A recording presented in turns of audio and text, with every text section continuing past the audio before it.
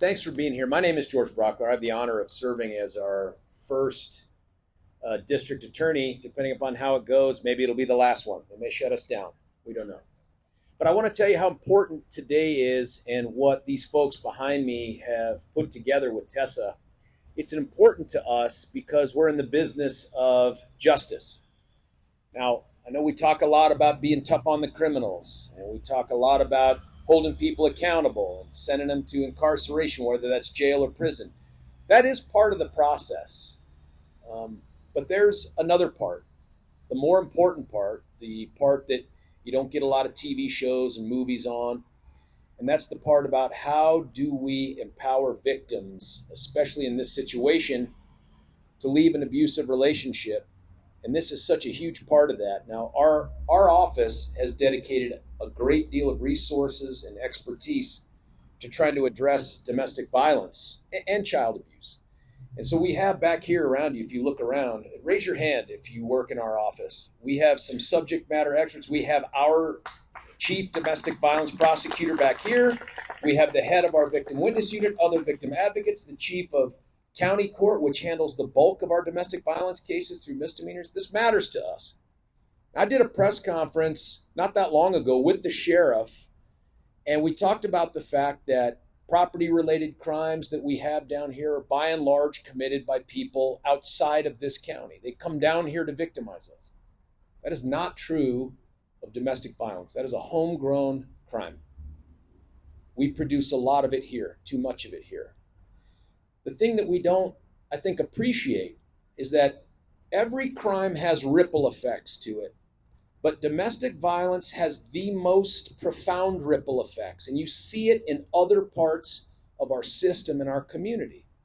It affects schools because of the impact on kids. It affects the juvenile justice system because a lot of those kids come from abusive situations. It affects the domestic relations courts. It affects civil courts. It affects aspects of the community. And the thing about it is we could have people in our lives right now who are in that kind of relationship that was described by Ann, and we don't know it. And they don't know where to go to end it.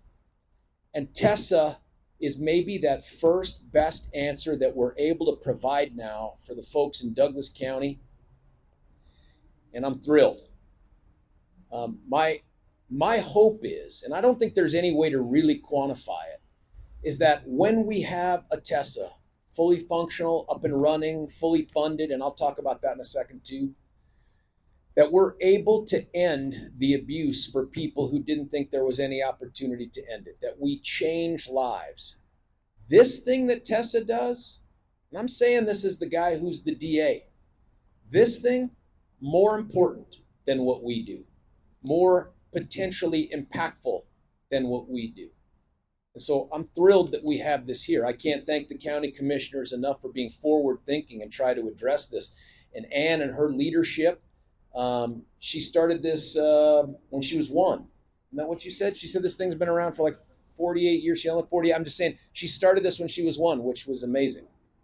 Let me tell you something else. The funding for this can't just be county commissioners. There's an opportunity here for everybody that hears this message, you included, to provide some funding.